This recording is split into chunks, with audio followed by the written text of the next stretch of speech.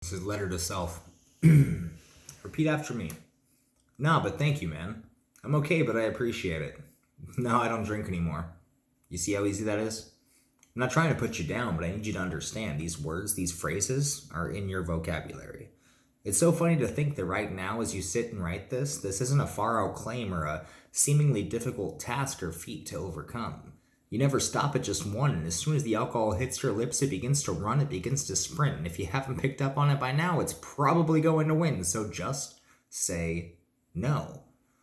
You've attributed alcohol to such fun times, but lately your self-control is falling behind. In this letter to self, I just wish to remind you that you're so much stronger than you give yourself credit for.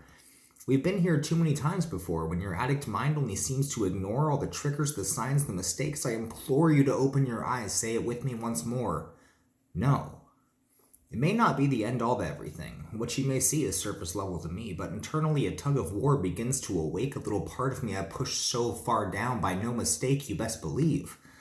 The addict mind is a troublesome thing. There are days where it lays dormant, eyes wide open, listening, waiting. You get to a place you're complacent, content, but addiction's a shadow, a breeze in the vent, field attempts to prevent, bring out seas of lament, and you're left with internal greed's overdue rent. You're a passenger. But you don't have to be. Go ahead and repeat after me. No. Whether it's just to yourself or a group or a friend, you deserve so much more than to be ignored in your own head. Take the goddamn wheel. Stop being a backseat driver on the road that you drew the plans for. And I know what you're thinking. Man, it's easier said than done. But the fact that you're writing this means it's already begun. The race isn't over, so nobody's won. This is hope for the future. Today is day one. Ground zero. Such intimidating words carved deep into the mind when new failures emerged.